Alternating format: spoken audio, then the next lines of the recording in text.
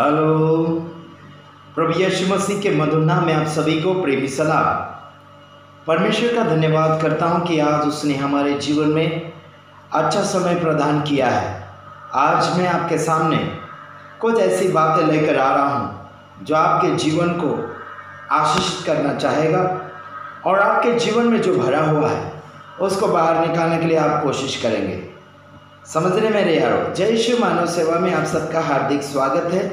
और जय यीशु मानव सेवा में जितने लोग हाथ बढ़ा रहे हैं और मन बढ़ा रहे हैं उन सभी का हम धन्यवादी हैं। और साथ ही साथ इतना हम बातचीत करना चाहेंगे आप सभी से कि परमेश्वर का वचन अगर सुनते हैं तो मानना भी पड़ेगा।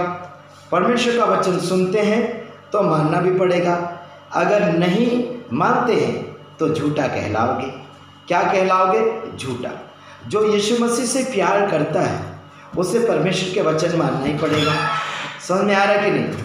अगर आपने यीशु मसीह से प्यार किया तो वचन मानना ही पड़ेगा। अगर वचन नहीं माने तो आप झूठे ठहरेंगे, क्योंकि परमेश्वर का वचन आपके लिए वादे का खरा होता है। समझ रहे हैं आप? और मैं ये वीडियो महाराष्ट्र से बना रहा हूँ। मेरा एक मित्र है, विश्वासी है और अच्छा खासा हमारा मददगार है। प्रभु में सेवकाई में मदद करते हैं। प्रभु ने बहुत ऐसे आशीष दे रहे हैं।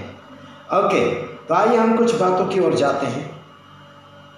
मैंने पिछले दिनों में संदेश दिया था कि आप एक दूसरे के ऊपर शक ना करें, एक दूसरे के ऊपर उंगली ना उठाएं, एक दूसरे के ऊपर आप आरोप ना लगाएं।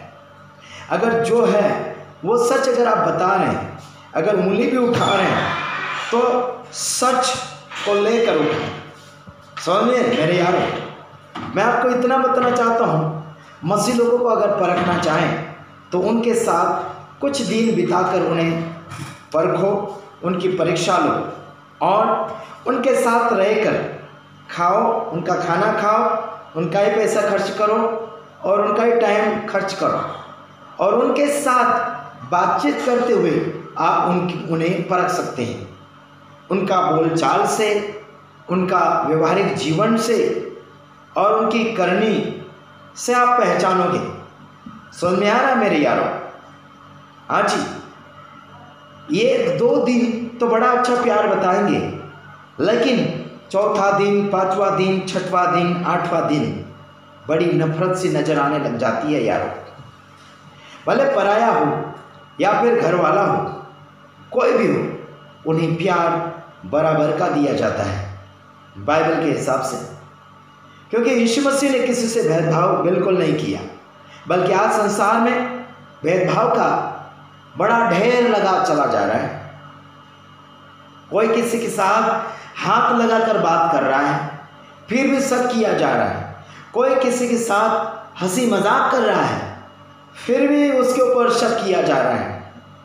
उसके ऊपर व्यभिचार के आरोप लगाए जाते हैं।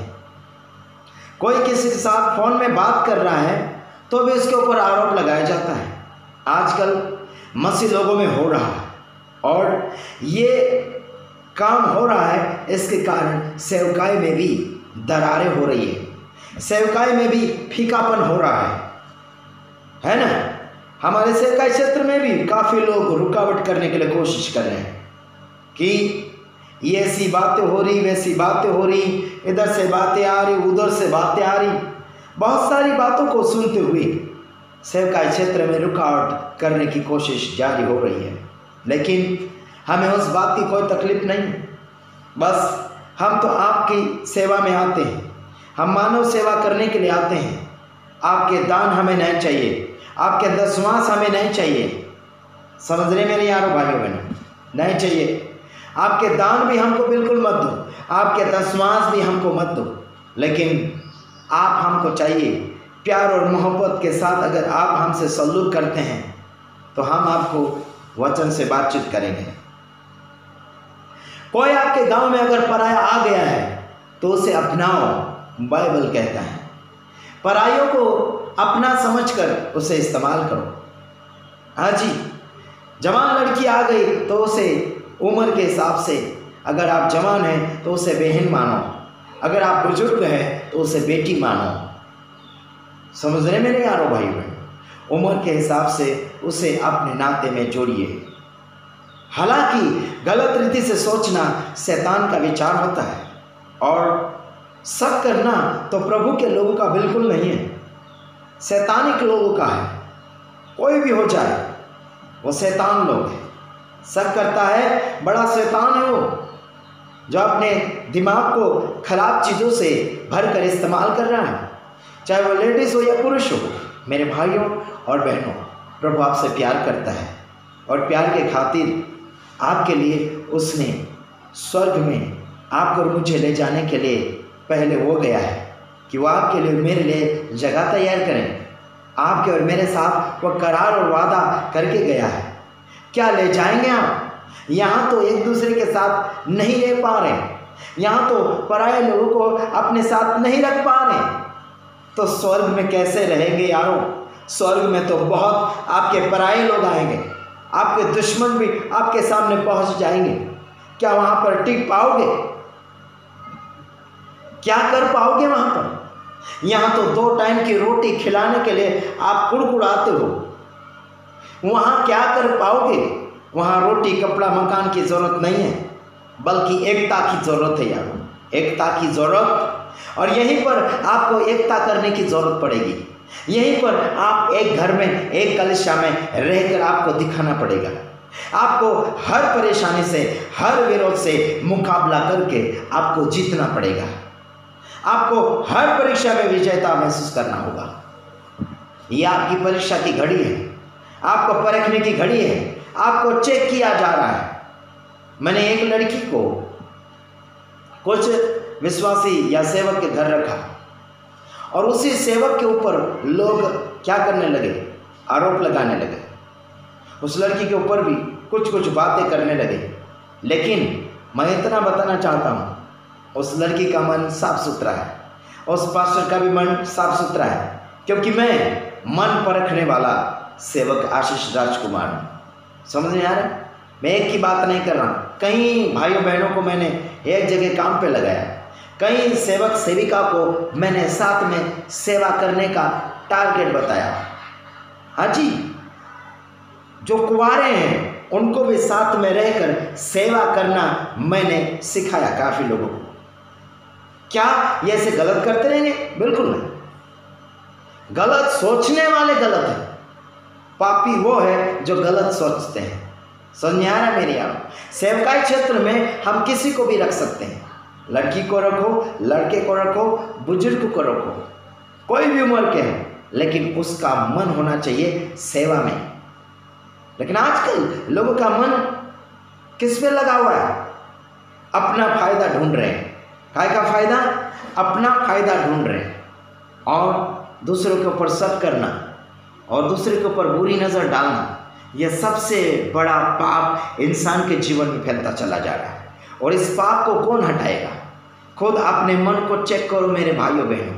आप लोगों की चेकिंग हो रही है, यीशु मसीह आने वाला है।